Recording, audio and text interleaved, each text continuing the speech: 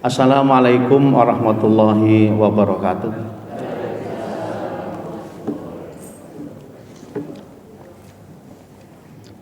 Alhamdulillah, nahmaduhu wa nasta'inuhu wa nastaghfiruh wa nu'minu bihi wa natawakkalu alaih. Asyhadu an la ilaha illallah wa asyhadu anna Muhammadan abduhu wa rasuluhu la nabiyya ba'dah. Allahumma salli wa sallim ala nabiyyina Muhammad wa ala alihi wa sahbihi wa man tabi'ahum bi ihsan ila yaumil qiyamah. Amma ba'du. Jamaah salat maghrib yang insyaallah malam ini rahmat, nikmat dan hidayah Allah tercurah kepada kita bersama. Semoga kita pun setiap saat mampu mengaplikasikan apa yang Allah berikan kepada kita dalam bentuk kebaikan. Mari kita awali bersama-sama tadabbur malam ini dengan bersama-sama membaca basmalah. Bismillahirrahmanirrahim. Bapak Ibu, mari kita mulai untuk malam ini. Saya ingin mencoba ini karena mengingat Rasulullah berada di Madinah itu hanya 10 tahun. Di Mekah beliau 13 tahun. Rasulullah itu di Madinah itu 10 tahun. Tetapi mampu memporak-porandakan peradaban dunia. 10 tahun itu. Ada namanya Piagam Madinah yang kemudian ditiru oleh umat Islam, khususnya Pak Nasir itu membuat kemudian apa yang disebut Piagam Jakarta, walaupun kemudian Piagam Jakarta terkhianati. Lah, kemudian saya menghitung Nabi di Madinah itu perang, menghadapi perang itu sebanyak 13 kali perang. Coba bayangkan 13 kali perang dalam 8 tahun. Bagaimana situasi Nabi 8 tahun itu perangnya 13 kali. Dan dalam peperangan itu umat Islam itu hanya kalah sekali. Tetapi kekalahan itu karena tidak taat kepada Nabi. 8 tahun mulai 2 Hijriah sampai 9 Hijriah, berarti berapa tahun? 7 tahun. Kita bisa bayangkan, kira-kira kalau kita menjadi komandan batalion 7 tahun perang 13 kali kayak apa? Lah, ini Nabi pertama kali perang di Madinah itu tahun kedua Hijriah. Setelah hijrah Nabi setahun, kemudian 2 tahun Nabi kemudian perang. Apa latar belakang perang itu? Nabi pada dasarnya umat Islam itu ingin mencegah kabilah yang akan lewat Madinah itu namanya Abu Sufyan. Zaman dulu itu kan cegat-cegatan untuk kemudian ini orang dagang, cegah. Lah, tetapi Abu Sufyan sudah masuk Makkah. Tetapi kemudian orang Madinah, khususnya Abu Jahal itu tidak mau untuk kemudian pasrah. Dia kemudian tetap mau membunuh Nabi. Lah, Bapak Ibu bisa bayangkan tahun 2 Hijriah itu umat Islam hanya 313 jumlahnya. Yang pegang pedang, yang pegang tombak itu 313. Pak, kita sudah baca bismillah ya? Belum ya?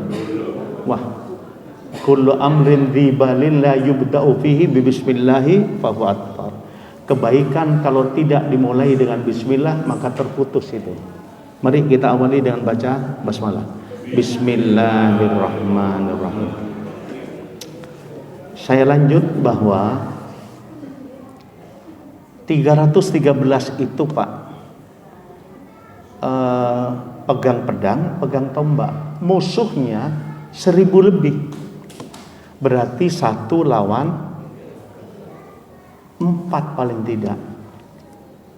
1 orang Islam, Quraisynya 4. Lah, ini kemudian dimenangkan oleh yang 313 itu dimenangkan.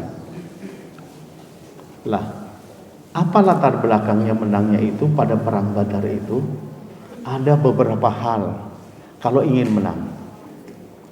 Maka kemarin ketika muallim itu sudah menyerukan bendera bintang bulan harus berkibar, saya bersyukur itu. Perang ini gitu saya suka Pak kalau perang agama itu. Kan Aceh itu kan gam ya, kan gam. Dicaplok anunya itu kan diambil itu, yang akhirnya sengketa berkepanjangan saling nantang itu. Lah, saya kira perang itu gak jadi perang ya, takut mungkin Pak Prabowo. Lah, peperangan yang terjadi di Badar, yang pertama, kalimat Allah itu cukup jelas begini. Pak mana Kiai kita? Pak Kiai. Kalau mau mencatat Pak Kiai ya, saya lebih senang kalau mencatat. Surat Al-Fat ayat yang pertama. Ya. Kemenangan perang Badar itu karena Allah. Ingat, peperangan Badar itu karena Allah. Inna fatahna laka fatham mubina. Allah menyatakan itu, sesungguhnya kami telah memberikan kepadamu kemenangan yang sebenar-benarnya. Fatham mubina, fathan itu kalau Bapak masih ingat ada namanya Pak Fathan. Ingat Pak G? Kepala pimpinan cabang Kanigaran Bang. Kanigaran. Pak Fathan. Betul, Pak Fathan. Lah, wah, almarhum Pak putranya aja sudah almarhum, Pak Agus Mufti itu juga almarhum Pak. Kalimat Allah itu kenapa kok kemudian inna fatahna laka fatham mubina? Akulah yang memberikan kemenangan itu kepadamu. Kemudian juga Allah menyampaikan dalam surat Al-Baqarah itu ayat yang ke-249 Allah begini. Kam min fi'atin qalilatin ghalabat fi'atan katsiratan biidznillah wa huwa wallahu ma'as-sabirin. Tidak sedikit kata Allah, orang kelompok sedikit itu bisa mengalahkan kelompok yang besar. Saya ulang, ini ayatnya. Kam min fi'atin qalilatin ghalabat fi'atan katsiratan biidznillah. Kelompok sedikit itu bisa memenangkan kelompok banyak karena izin Allah itu. Maka tentunya dari 2 ayat ini kemenangan dua-duanya itu karena atas izin Allah. Nah, bagaimana dengan perang Badar itu untuk menang itu? Allah memberitahukan kepada kita, nih loh kalau kamu ingin menang begitu kasarnya. Tetapi pertama Allah memberikan informasi kemenanganmu itu aku. Kemenanganmu itu aku izinkan walaupun kamu sedikit begitu. Tetapi kalau kamu ingin menang, inilah kriteria kemenangan begitu. Maka Bapak baca surat Al-Anfal. Surat Al-Anfal itu surat yang turun karena perang Badar. Nanti 13 itu kita biar faham perang Badar, perang Uhud, perang Hunain, kita harus tahu bahwa Rasulullah seperti itu berjuangnya. Lah, kalau Bapak membaca surat Al-Anfal ayat 45, 46 dan 47 itu karakter untuk menang. Kata Allah itu. Siapapun kalau ingin menang. Kalimat Allah begini.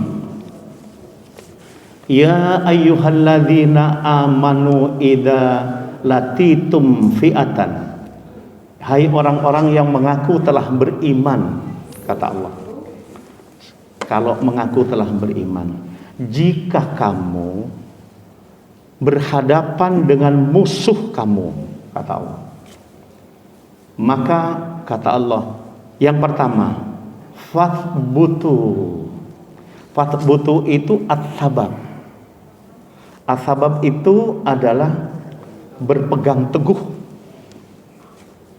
Sekali lagi, kalau kamu ingin menang, harus berpegang teguh dulu. Kalau Anda berpegang teguh, bagaimana menang? Katanya Allah, fathbutu, berpegang teguh. Contoh berpegang teguh begini, Pak.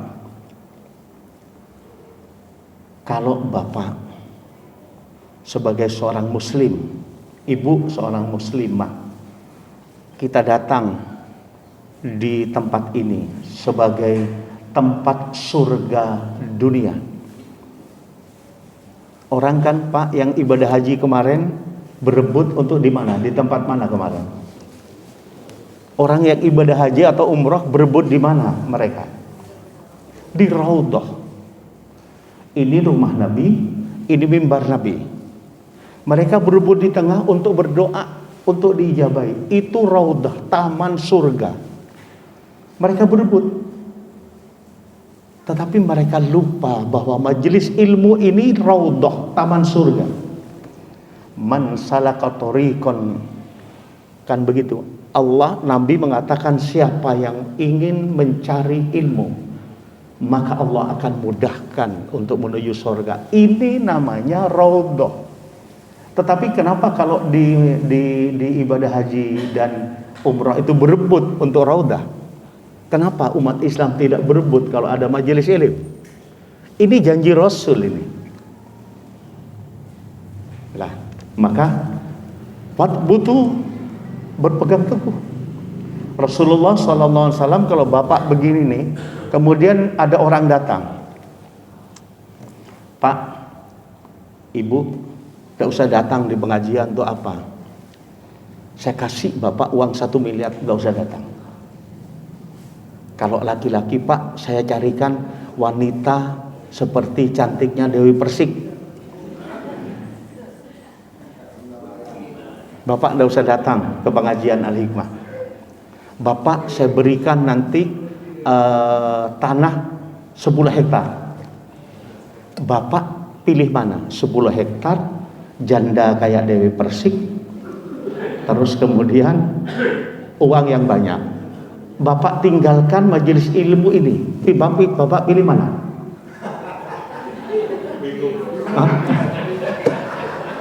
Ini kekalahan, Pak, karena yang menang itu fathbutu, harus berpegang teguh. Nabi nih contohnya Nabi. Orang Quraisy itu sudah jenuh, Pak, lihat Nabi itu jenuh, karena Nabi itu dianggapnya oleh mereka itu bahasa Maduranya ngelemis. Diginikan tidak mau, diginikan tidak mau. Datang ke Abu Thalib, ke pamannya, ya Abu Thalib, beritahu ponakanmu tuh Muhammad tuh, beritahu berhenti berdakwah. Kalau pingin wanita di Mekah yang kayak apa, saya carikan tercantik. Mau minta 2, 3, 4, 5, 6, 10 saya cari. Kalau pingin jabatan, saya carikan. Pilih jabatan apa di Mekah ini. Kalau pingin harta, saya kumpulkan hartanya orang-orang di Mekah untuk Muhammad. Tapi suruh berhenti ponakanmu berdakwah. Apa kata Abu Thalib? Iya. Dipanggilnya Nabi dan dikatakan seperti itu. Apa jawaban Nabi? Kata Nabi, tidak bingung, Pak, kan gitu ya. Kan Bapak tadi bingung kan? Diberi Dewi Persik bingung kita. Ya tak? Apalagi 10 hektar. Kemudian kata Nabi begini.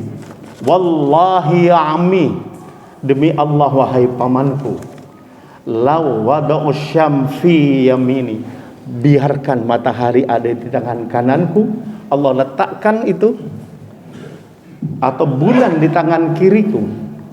Bayangkan, kalaulah matahari di tangan kananku, rembulan di tangan kiriku, aku suruh berhenti berdakwah, Aku tidak mampu. Sehingga aku dimenangkan oleh Allah, atau aku musnah, aku mati karena itu. Bayangkan, orang cantik semekah tinggal pilih kepada Nabi, tinggal pilih jabatan, tinggal pilih uang kaya apa. Nabi berkata, wallahi ya ammi, demi Allah wahai paman, sampaikan kepada mereka, kulluhum, sampaikan pada mereka, law wada'u syam fi yamini wal qamar ala yashari ala an aturka hadzal amr. Coba bayangkan, uang 1 triliun itu besar apa kecil, Pak?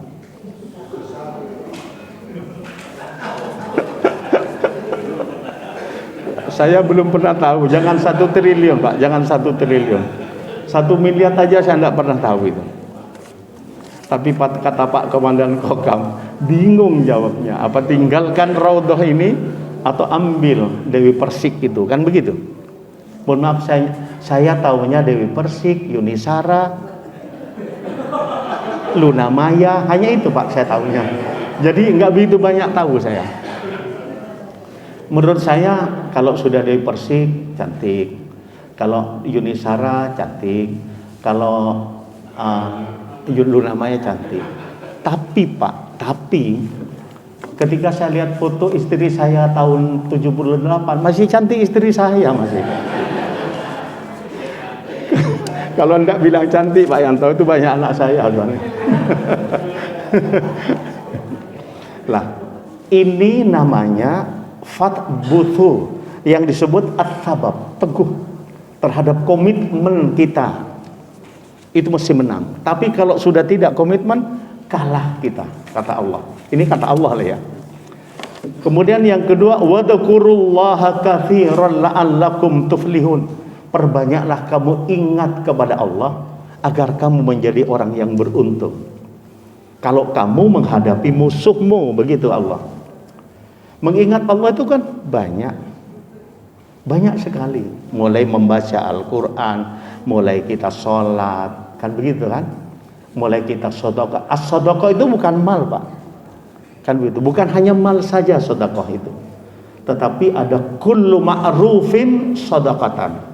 Setiap kebaikan itu adalah sedekah. Jadi bukan ini sedekah saya Pak, bukan.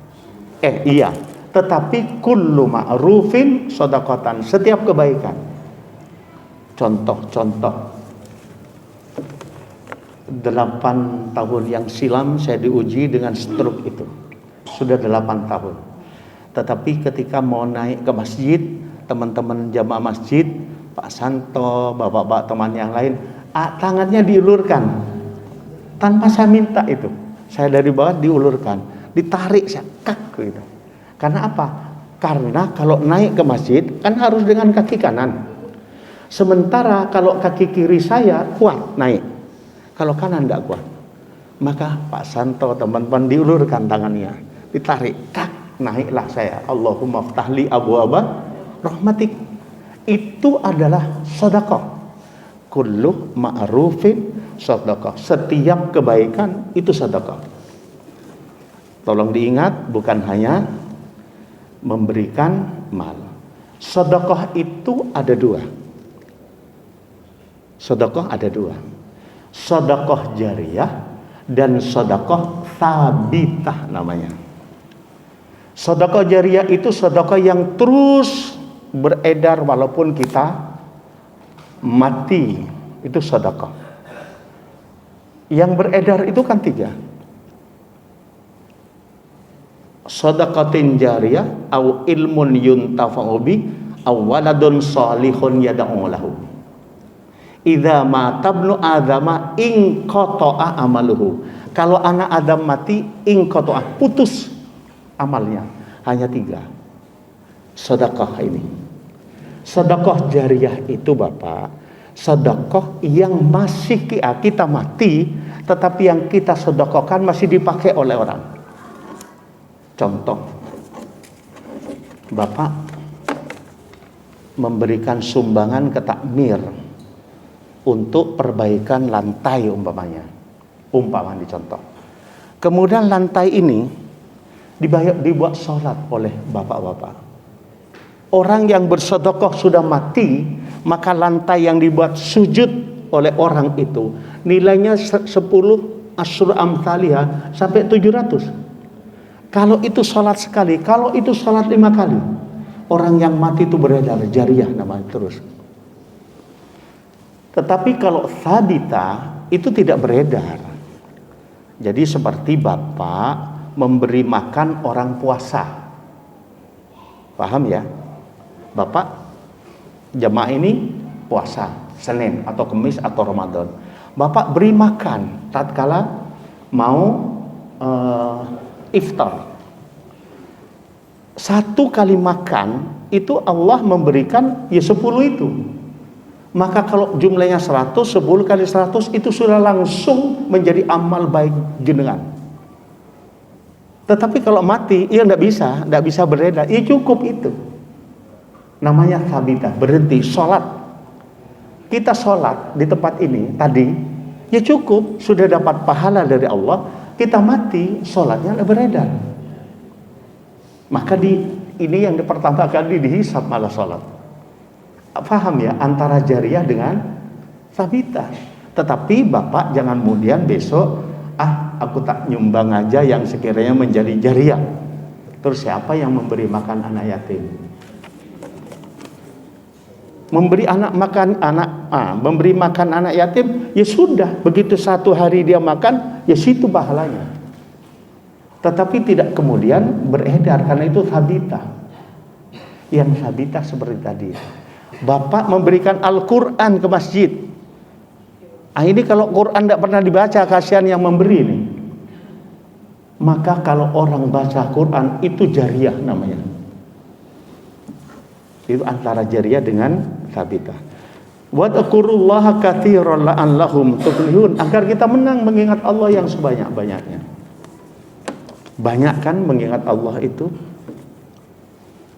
Ya mulai dengan kalimat ya hayyu ya qayyum bi rahmatika astaghith fa aslih li sa'ni kullah wa la takilni ila nafsi tarfata ainin abada. Pak, kita menyerahkan semua kehidupan ini kepada Allah, jangan kepada kita. Minta kepada Allah dengan zikir itu.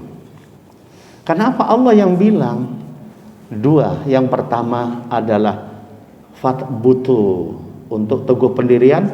Yang kedua wadzukurullaha katsiran la'allahum tuflihun. Itu ayat yang ke-45. Untuk yang ke-46-nya Allah terus menyatakan wa atiullaha wa rasulahu, taatlah engkau kepada Allah dan Rasulnya.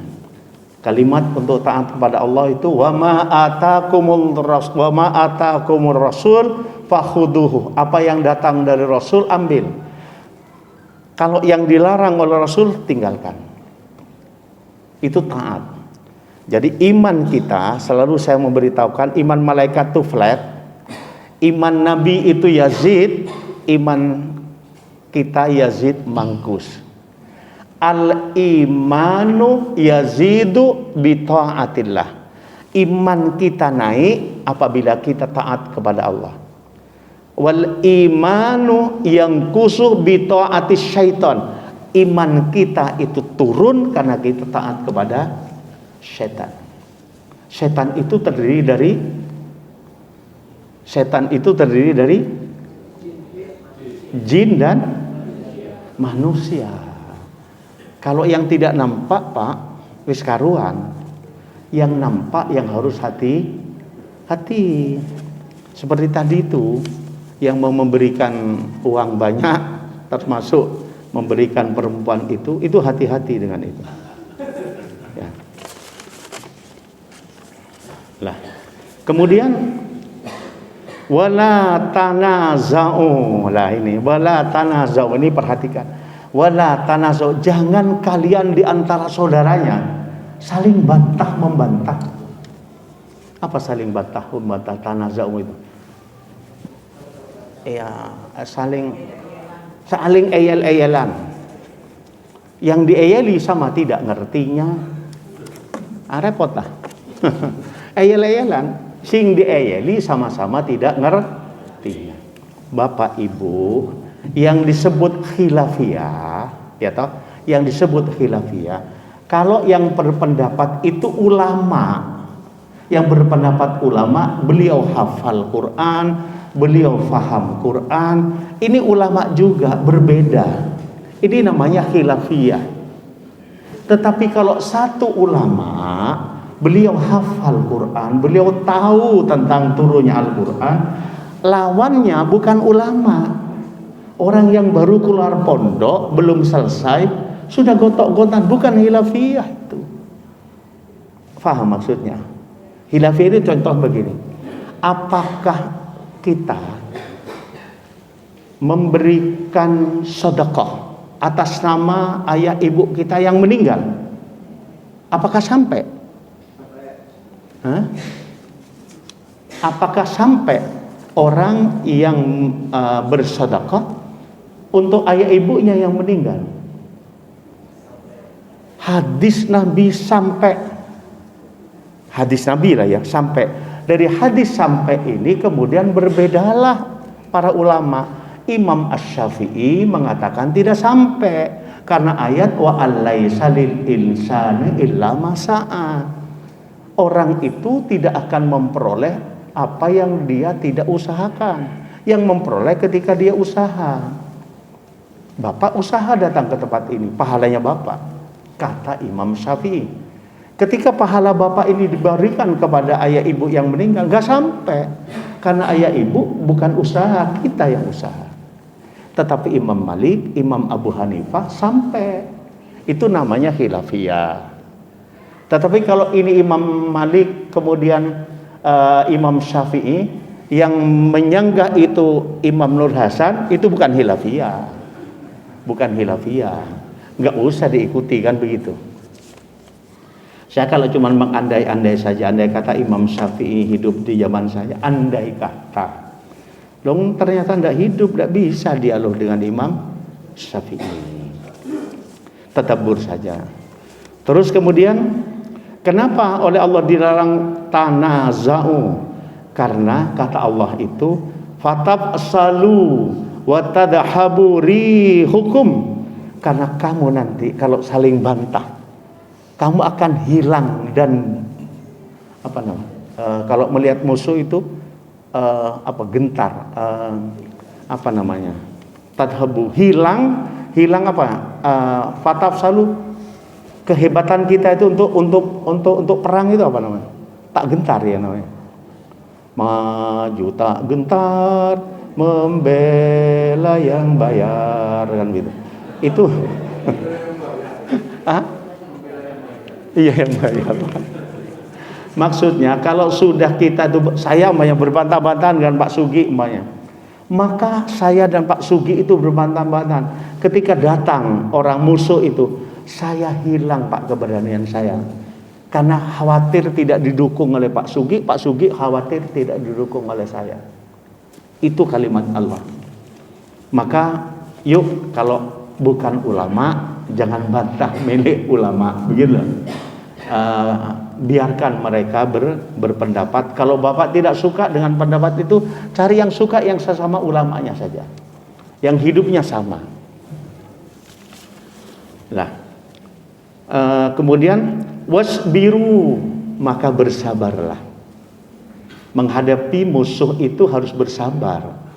Nanti ada Pak perang yang tidak sabar umat Islam, kemudian hancur, paman Nabi kemudian mati, dibelah dadanya, diambil jantungnya, dimakan itu. Nanti ya, ini masih perang apa? Perang Badar. Wasbiru innallaha ma'as sabirin. Bersabarlah kamu, kata Allah, karena sabar itu Allah selalu bersama orang-orang yang sabar. Ada berapa sudah Pak? 1, 2, 3, lima. Ada 5. Terus kemudian wala takunu kalladzina kharaju min diyarihim bataron wari'an nas. Ini Pak kunci yang terakhir, yang keenam. Janganlah kamu seperti orang yang keluar dari rumah kemudian kamu mengatakan bataron. Bataron itu adalah angkuh dan ria. Contoh begini, Bapak umpamanya lomba tarik tambang, contoh lomba tarik tambang. Di depan Pak Edi, belakangnya Pak Sugi, terus belakangnya lagi takmir yang kuat-kuat. Tahu-tahu musuhnya Masjid Taqwa, kecil-kecil. Ini Ustaz, kecil-kecil musuhnya. Ya, ditarik oleh Pak Edi, pak, gelondong dia. Pak Edi dengan teman-teman Pak Sugi terus begini, nek enggak aku bikin menang. Nah, ini kata Allah ria, popularitas diri, batoron, angkuh. Ingat, menangnya Pak Edi, menangnya Pak Sugi kepada beliau yang kecil ini karena izin Allah. Ingat itu. Namanya apa? Ikhlas. Ikhlas. Sekali lagi, 6 kunci kalau kita akan bertemu dengan musuh, maka tentunya 6 itu jalani oleh kita. Jalani. Khususnya teguh dalam pendirian tadi itu. Jangan kemudian pas sudah tarik tambang sudah pakai ini, Pak Edi, sampean besar, Pak Sugi sampean besar, ngalau yang takmir Masjid Taqwa, biar Masjid Taqwa dapat tepuk aplaus dari jamaahnya. Nih Pak Edi, tak kasih 1 miliaran sampean. Kata Pak Edi, nggak usah bes, nggak usah. Ya. Pak, ini Pak saya tulis malam hari. Saya gini, ya Allah, mungkin karena ini tidak dibaca oleh umat Islam sehingga umat Islam itu terpecah belah terus gontok-gontokan terus, sehingga kita selalu kalah dalam segi apapun. Secara kuantitas Islam di Indonesia iya banyak, tetapi secara kualitas kecil sekali. Bapak pernah datang ke Maladewa? Ibu pernah datang ke Maladewa? Tahu negara Maladewa? Itu kalau tidak salah 11 jam Pak ya, perjalanan dari Jakarta. Lebih jauh dari Mekah Pak, karena harus ke India dulu. Lah di Maladewa itu semua penduduknya beragama Islam. Dan undang-undang itu berlaku Islam, tidak boleh selain tidak Islam. Coba bayangkan, Indonesia. Sekali-kali kita ke Maladewa. Kalau ingin ke Maladewa, nanti bentuk panitia lain Pak Santo. Tadi kan panitia untuk kurban ya, untuk kurban Dr. Taufik sama Pak Parman. Untuk ke Maladewa nanti bentuk lagi. Kalau tidak salah ke Maladewa itu 4 juta Pak, 1 orang. PP berarti 8 juta. Ya, tetapi jangan ke Maladewa, jangan ke Turki, jangan kemana-mana sebelum 3 tempat kita datangi. Rihlah itu 3 tempat: Masjid Haram, Makkatul Mukarramah, Masjid Nabawi, Madinatul Munawwarah, dan ketiga Masjid Aqsa. Harus ke sana dulu, baru kalian tepat. Kalau yang sudah biasa umrah dan haji kan di Makkatul Mukarramah dan Munawwarah, tinggal Masjid Aqsa. Kalau belum ke Masjid Aqsa, maka kunci utamanya silaturahim Pak, Ibu, silaturahim saja. Perbanyak silaturahim, kita akan bisa datang ke Masjid Al-Aqsa, bisa ke Turki, bisa ke Maladewa. Banyak silaturahim. Kalau bisa, ya 1 pekan lah 2 kali silaturahim. Kemana? Ya ke Bank Muamalat atau ke BSI. Ya Silaturahim Pak, nabung Pak, nabung. Kalau sudah dapat 10 juta ke Maladewa. Hah?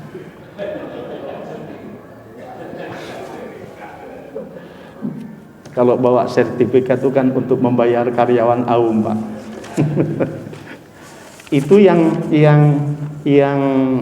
surat Al-Anfal ayat 45 sampai 47 untuk bekal kita akan menghadapi musuh apapun.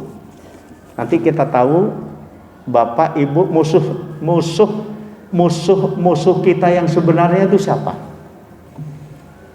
Setan atau siapa? Nanti kita lanjut kalau oh begitu, nggih. Diri kita sendiri musuhnya Pak nggih. Ya. Ya. Yang terpenting kita coba dulu memahami perang Badar itu apa, pada tahun berapa, pada tahun 2 Hijriah karena apa, dan kemudian itu karena kemenangan itu karena jaminan Allah. 6 langkah itu yang diberikan oleh Allah untuk jaminan Allah diberikan untuk kemenangan. Dan besok kita melihat perang berikutnya karena 13 perang itu Pak ya.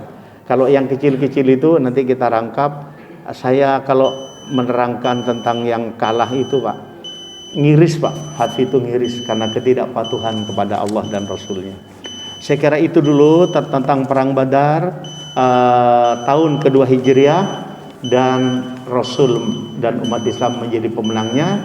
Tolong diingat surat Al-Anfal 45, 46 dan 47 itu akses utamanya untuk menjadi pemenangnya. Tetapi jangan lupa kalimat Rasul ketika dijanjiin untuk harta, wanita dan tahta, Rasul tidak mau.